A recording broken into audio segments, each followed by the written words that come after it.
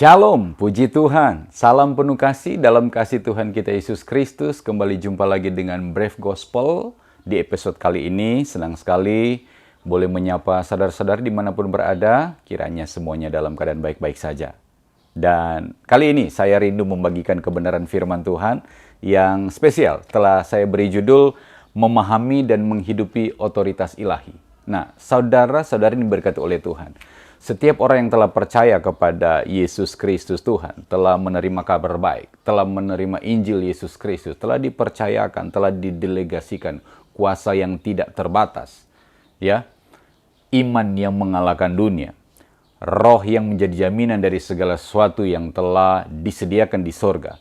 Bahkan kepada orang percaya telah dikaruniakan segala berkat rohani yang tersedia di sorga. Demikian pula kepada setiap orang yang percaya telah diberikan oleh kuasa ilahinya sehingga sanggup menghidupi kebenaran-kebenaran firman Tuhan yang Tuhan sediakan bagi orang percaya. Dan episode kali ini, judul yang saya siapkan dalam channel kita, Brave Gospel, Memahami dan Menghidupi Otoritas Ilahi. Saya mengajak Bapak Ibu saudara-saudari untuk membaca kebenaran firman Tuhan, bagaimana kita akan belajar nanti benarlah apa yang diajarkan oleh Alkitab. Jika kita setia dengan perkara yang kecil, kita akan dipercayakan dengan perkara yang lebih besar. Yosua pasal 1 ayat 3-5. Setiap tempat yang akan diinjak oleh telapak kakimu, kuberikan kepada kamu, seperti yang telah kujanjikan kepada Musa.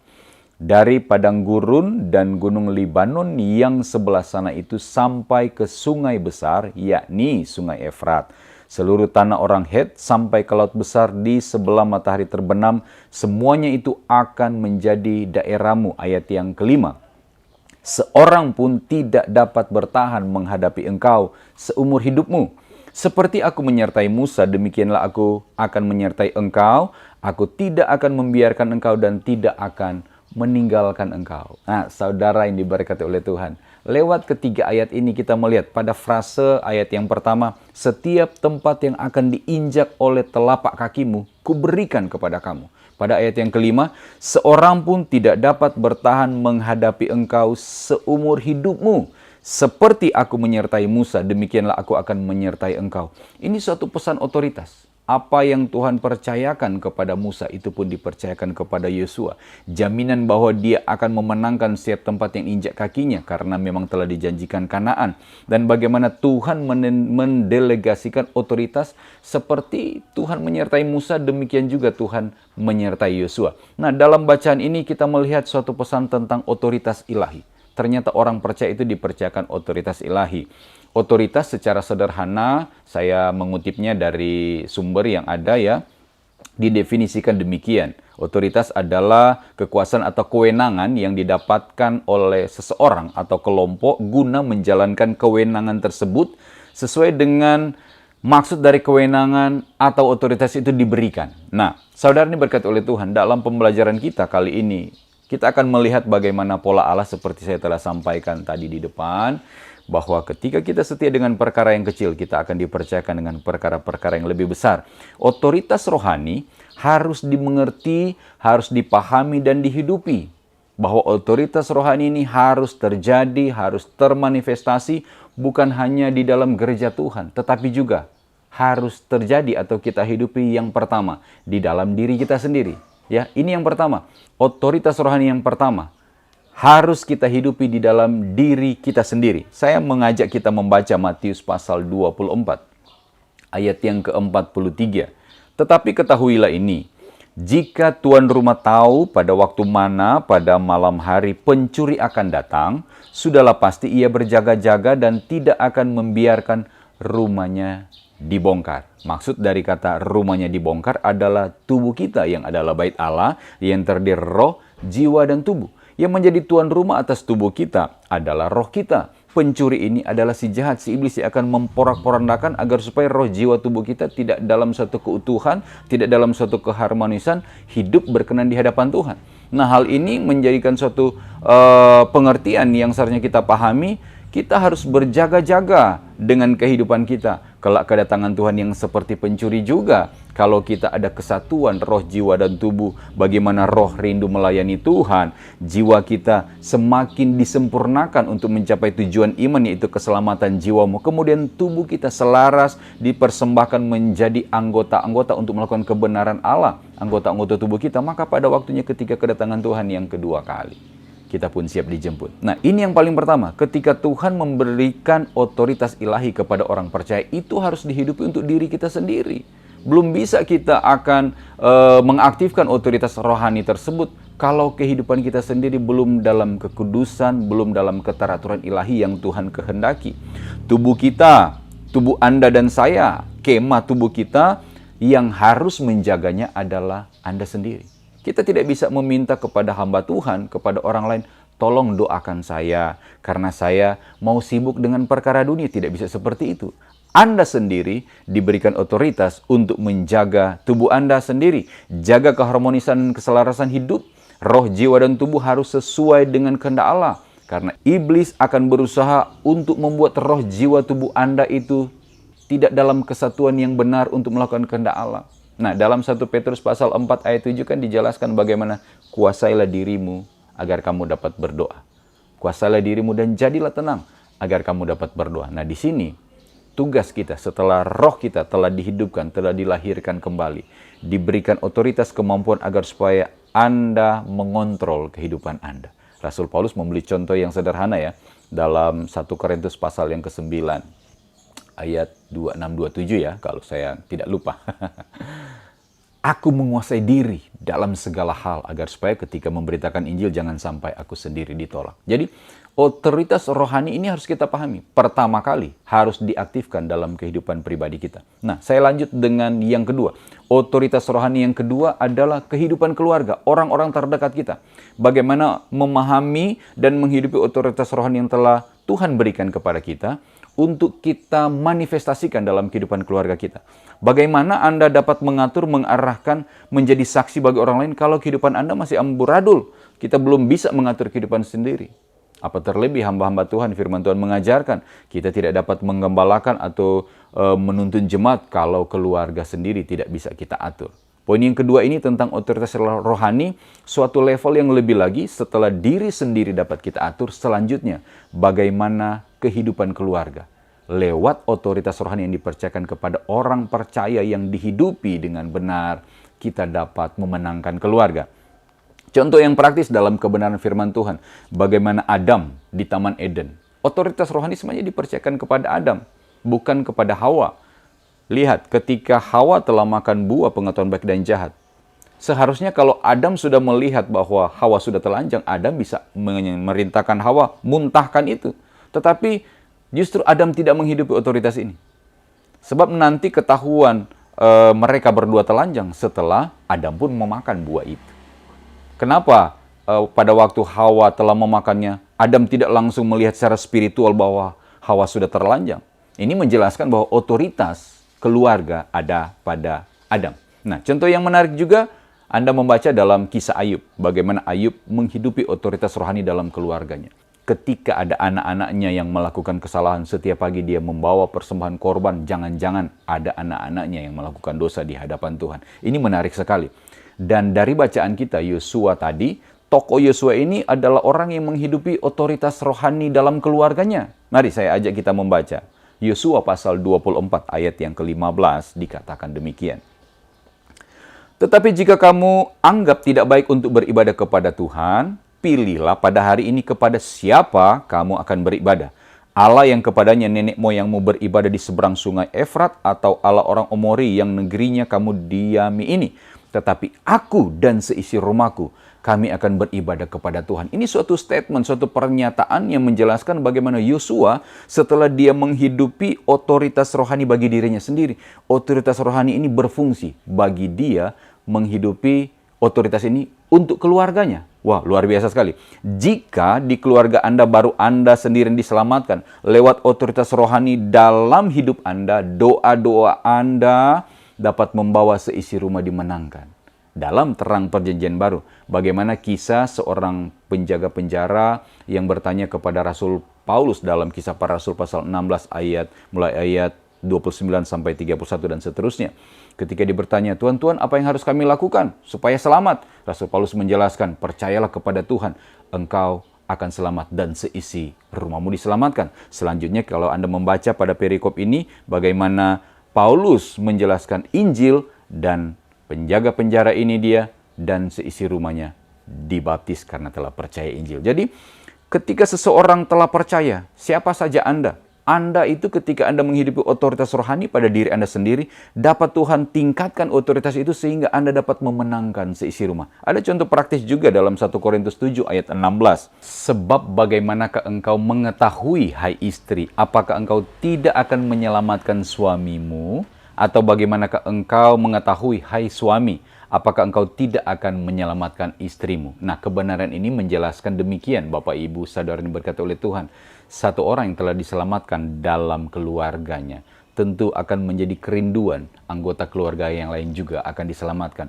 Tidak mungkin kasih yang telah kita terima, yang telah menyelamatkan kehidupan kita, kita akan simpan, kita akan pakai sendiri, kita akan egois. Justru kita akan melihat suami, istri, anak-anak, mereka juga adalah jiwa-jiwa yang dikasihi oleh Tuhan untuk diselamatkan. Nah, otoritas rohani kepada Anda yang telah diberikan ketika kita telah menghidupi otoritas rohani itu pada diri kita sendiri, kita selanjutnya akan dimampukan untuk memenangkan seisi rumah. Dan selanjutnya, otoritas yang ketiga ketika kita setia dengan perkara yang kecil, ketika kita dapat menghidupi otoritas bagi diri sendiri, bagi keluarga, kita pun akan dipercayakan pada otoritas yang ketiga, yaitu marketplace, masyarakat, komunitas, tempat kerja kita, dimanapun kita berada. Ada contoh yang menarik yang disampaikan oleh Alkitab bagaimana Yusuf ketika dia menghidupi otoritas secara pribadi, ya. Dia telah dapat mengontrol dengan benar kehidupannya. Dia dibentuk karakternya sampai dia dapat dipercayakan bagaimana dia di rumah Potifar, ya, meningkat otoritasnya. Kemudian di rumah penjara, itu komunitas. Dia mulai memenangkan. Dan sampai pada suatu tingkat, nah saya akan lanjut langsung poin yang selanjutnya, tapi saya tahan dulu di sini. Bagaimana progres otoritas yang dihidupi oleh Yusuf ini benar-benar dia alami. Sampai ada suatu upgrade yang Tuhan tambahkan, suatu pengorbitan dengan cara Tuhan. Demikian juga Daniel, Sadrak, Mesak, Abednego. Di tempat di mana mereka ditempatkan, Esther ketika dia ditempatkan, mereka menghidupi sehingga di komunitas lingkungan mereka berada, mereka memenangkan orang-orang atau lingkungan yang ada. Yosua adalah contoh yang menarik tentang poin yang ketiga ini, bagaimana otoritas setelah dia menghidupi otoritas dalam keluarganya, suatu level yang lebih lagi, komunitas, ya, masyarakat. Dalam Keluaran pasal 17 ayat yang ke-9 dikatakan demikian. Musa berkata kepada Yosua, pilihlah orang-orang bagi kita lalu keluarlah berperang melawan orang Amalek. Besok aku akan berdiri di puncak bukit itu dengan memegang tongkat Allah di tanganku. Saya baca sampai ayat di sini saja, tapi ayat ini menjelaskan bagaimana ketika Tuhan memerintahkan untuk mereka berperang melawan bangsa Amalek. Lewat Musa memilih Yosua dan disuruhlah Yosua untuk memilih orang-orang tertentu. Jadi Yosua membawahi suatu komunitas, mereka yang akan berperang melawan orang Amalek. Ini suatu level yang lebih lagi, saudaraku. Sehingga dalam poin yang ketiga ini bagaimana otoritas dipercayakan kepada orang percaya di marketplace. Kalau Anda pernah mendengar tentang The Seven Mountain, bagaimana orang-orang percaya harus mengambil alih kondisi ini. Orang-orang percaya ditempatkan dimanapun Anda berada, di entertainment, dalam pemerintahan, dalam bisnis. Ketika orang percaya menghidupi otoritas ini, benar-benar penuaian akan terjadi. Masalahnya, banyak orang telah memahami teori ini, tetapi mereka tidak menghidupi bagaimana otoritas itu dihidupi dalam diri sendiri dan dalam keluarga. Tidak efektif. Karena pola Allah itu benar-benar harus terjadi ketika kita setia dengan perkara yang kecil, kita akan dipercayakan dengan perkara yang lebih besar. Saya lanjut dengan poin yang keempat, ya. Bagaimana otoritas ini Tuhan percayakan kepada orang percaya bagi kota dan bangsa. Saya mengajak untuk kita membaca Yeremia pasal 5 ayat 1. Dikatakan demikian. Lintasilah jalan-jalan Yerusalem, lihatlah baik-baik dan camkanlah. Periksalah di tanah-tanah lapangnya, apakah kamu dapat menemui seseorang? Apakah ada yang melakukan keadilan dan yang mencari kebenaran? Maka aku mau mengampuni kota itu. Wow, Bapak, Ibu, Saudara yang diberkati oleh Tuhan Yesus Kristus. Kita melihat bagaimana Tuhan mencari satu orang saja yang benar-benar dengar-dengaran, yang mengikuti perintah Tuhan. Sehingga lewat doanya, lewat kehidupannya, Tuhan dapat mengampuni satu kota. Ini otoritas yang lebih lagi. Tapi Tuhan tidak menemukan, karena orang-orang Israel tinggal dalam ketidaktaatan. Nah, contoh yang menarik dalam Yesaya pasal 1 ayat 9, dikatakan demikian. Seandainya Tuhan semesta alam tidak meninggalkan pada kita sedikit orang yang terlepas, kita sudah menjadi seperti Sodom dan sama seperti Gomora. Ini pesan bagi gereja Tuhan. Kenapa murka belum datang? Karena masih ada gereja yang menghidupi otoritas ini.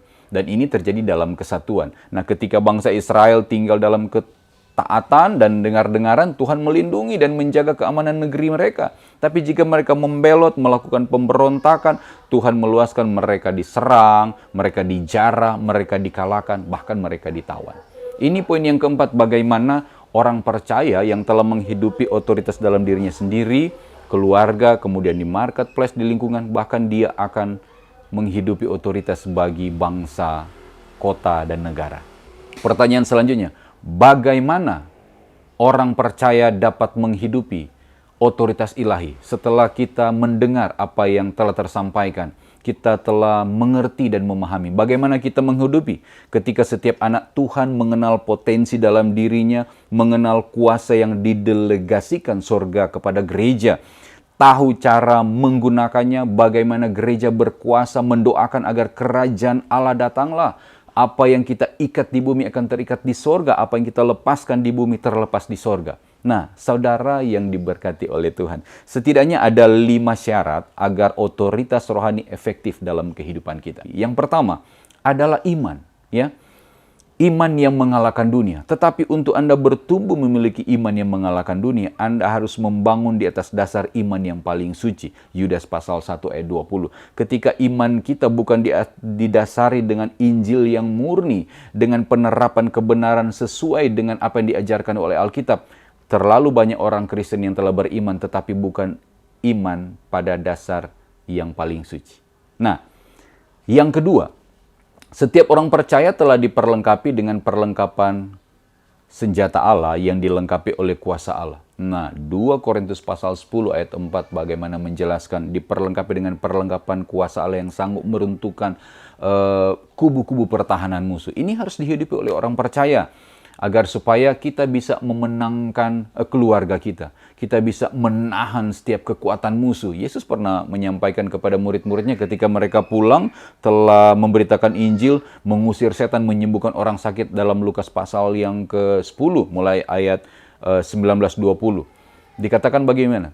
Janganlah kamu bersukacita karena roh-roh itu takluk kepada kamu, tapi bersukacitalah karena namamu telah terdaftar dalam kitab kehidupan. Tapi sebelumnya bagaimana murid-muridnya berkata, Guru, sedangkan setan-setan takut kepada kami demi namamu. Yesus berkata, sesungguhnya aku telah beri kuasa untuk menginjak ular dan kalajengking. Nah, kepada orang percaya yang telah menerima Injil, Roh Kudus telah dimeteraikan, roh yang lebih besar dari roh-roh yang lain. Bagaimana kita menghidupinya untuk keluarga kita? Kalau diri kita sendiri saja kita belum bisa menghasilkan buah-buah penguasaan diri, justru kita sering buka celah. Ini yang kedua yang harus Anda pahami, bagaimana kita telah diperlengkapi perlengkapan senjata Allah. Kita harus tahu cara menggunakan perlengkapan senjata. Karena ini adalah perlengkapan senjata rohani. Dan saya mau tegaskan, sebagaimana ini adalah perlengkapan senjata rohani, hanya manusia roh, hanya manusia rohani yang dapat menggunakannya. Manusia duniawi, manusia yang tidak mengerti, tidak menerima Injil, tidak dapat mengetahui cara menggunakannya dan tidak bisa mengefektifkannya. Dan yang ketiga, bagaimana cara kita menghidupi, mengefektifkan otoritas rohani dalam kehidupan kita. Anda harus tertanam, berada di dalam gereja dan dalam kesatuan gereja. Yesus yang telah berjanji ketika dia akan mendirikan eklesia, gerejanya, bahwa Allah mau tidak akan berkuasa. Orang yang tetap tinggal tertanam dalam gereja yang sesungguhnya, ada pengcoveran, ada tudung rohani yang berawas-awas terhadap jiwa kita. Nah, Matius pasal 12 ayat 25 dijelaskan demikian. Tetapi Yesus mengetahui pikiran mereka lalu berkata kepada mereka, setiap kerajaan yang terpecah-pecah pasti binasa, dan setiap kota atau rumah tangga yang terpecah-pecah tidak dapat bertahan. Nah, bagaimana gereja? Kita akan memenangkan lingkungan, kita akan memenangkan masyarakat. Kalau gereja sendiri masih bentrok, masih cekcok, masih dalam persaingan satu dengan yang lain. Kalau gereja sendiri di dalamnya orang-orang saling bertentangan, tidak mau bersinergi sebagai satu tubuh Kristus. Kita mulai tuding satu sama yang lain. Kita merasa lebih benar dari yang lain. Padahal ada suatu pengajaran yang Yesus sudah sampaikan. Oh, kalau orang itu tidak bertentangan dengan kita, berarti dia adalah sahabat, dia adalah teman kita. Poin yang selanjutnya, yang keempat, bagaimana kita mengefektifkan otoritas rohani ini adalah tetap tinggal di dalam Tuhan. Karena di dalam Tuhan ada perlindungan, di dalam Tuhan ada kuasa. Dengan tetap tinggal di dalam Tuhan, baru kita dapat berbuat apa-apa. Sebab firman Tuhan mengajarkan, akulah pokok anggur dan kamulah ranting-rantingnya. Barang siapa tinggal di dalam aku dan aku di dalam kamu, ia berbuah banyak. Sebab di luar aku kamu tidak dapat berbuat apa-apa. Jika kita benar-benar melakukan menuruti firman-Nya, di dalam orang itu sungguh sudah sempurna kasih Allah. Dengan itulah kita mengetahui bahwa kita ada di dalam Dia. Kita bisa berkata, oh saya kan ada di dalam Tuhan. Tunggu dulu, sudahkah Anda mengetahui kehendak Allah dan mentaati kehendak Allah? Karena ini yang membuktikan bahwa benar Anda ada di dalam Tuhan. Kalau hanya klaim di dalam Tuhan, tetapi kita tidak mentaati kebenaran firman Tuhan, kita memang sejak percaya kepada Injil, Filipi pasal 3 ayat 9, sejak kita percaya kepada kebenaran Allah, kita ada di dalam Dia oleh iman kepada Yesus Kristus. Tetapi Anda pun harus menghidupi kebenaran ini, bahwa iman tanpa perbuatan adalah mati, adalah sia-sia. Kita harus benar-benar menghidupi apa yang kita imani agar supaya benar Anda dan saya tinggal di dalam Tuhan dan Tuhan di dalam kita. Itu poin yang keempat. Dan poin yang kelima, teruslah dipimpin oleh Roh Kudus. Kita harus tetap dalam tuntunan Roh Kudus, harus hidup memiliki roh. Jangan sampai kita sudah memulai dengan roh dan mengakhiri dengan kedagingan. Tidak sedikit anak-anak Tuhan, hamba-hamba Tuhan telah memulainya di dalam roh, tapi mengakhirinya dalam kedagingan. Mereka tidak bisa menghidupi otoritas rohani pada dirinya sendiri. Mereka tidak bisa menghidupi otoritas rohani pada keluarganya, sehingga masalah tekanan yang datang sering mereka berbenturan dengan jalan buntu. Padahal Tuhan telah menjanjikan semuanya. Jaminan untuk menang dengan setiap area. Pencobaan tidak pernah melebihi kekuatan. Tapi banyak anak-anak Tuhan, banyak orang percaya telah memulainya dengan roh, mengakhiri dengan daging. Kita harus terus dipimpin oleh Roh Kudus. Itu sebabnya poin yang terakhir, kita harus terus dipimpin oleh Roh Kudus. Bukan hanya hamba-hamba Tuhan, tapi setiap orang percaya. Sebagaimana Roma pasal 8 ayat 14, semua orang yang dipimpin oleh Roh Allah adalah anak-anak Allah. Puji nama Tuhan, Bapak, Ibu, Saudara yang diberkati oleh Tuhan, dimanapun Anda berada, bersama dengan Brave Gospel. Bagaimana kita memahami dan menghidupi otoritas ilahi, otoritas rohani yang telah dipercayakan. Sejak kita telah percaya Yesus Kristus adalah Tuhan, Tuhan telah mendelegasikan, Tuhan telah mempercayakan kuasa kepada orang percaya untuk dia dapat mengontrol, dia dapat menguasai diri dalam segala hal, di mana otoritas ini dimanifestasikan dalam kehidupan kita sendiri. Kemudian kita mulai memenangkan keluarga kita, kemudian kita dipakai untuk memenangkan komunitas, masyarakat, tempat kerja, di mana area kehidupan kita dibawa oleh Tuhan, sebagaimana apa yang sudah kita baca dalam bacaan pada Yosua pasal yang pertama ayat 3-5. Setiap tempat yang akan diinjak oleh telapak kakimu, kuberikan kepada kamu. Kemudian pada ayat yang kelima dikatakan, seorang pun tidak dapat bertahan menghadapi engkau seumur hidupmu. Nah, otoritas rohani ini benar-benar dijalani oleh Yosua, sehingga dia mengalami suatu peningkatan demi peningkatan dari diri sendiri, keluarganya, bahkan komunitas, bagaimana dia dipercayakan memimpin satu pasukan untuk memenangkan peperangan Amalek. Selanjutnya dia pun dipercayakan untuk membawa bangsa Israel masuk ke Kanaan. Sebagaimana janji Tuhan bahwa Israel dijanjikan dengan tanah Kanaan.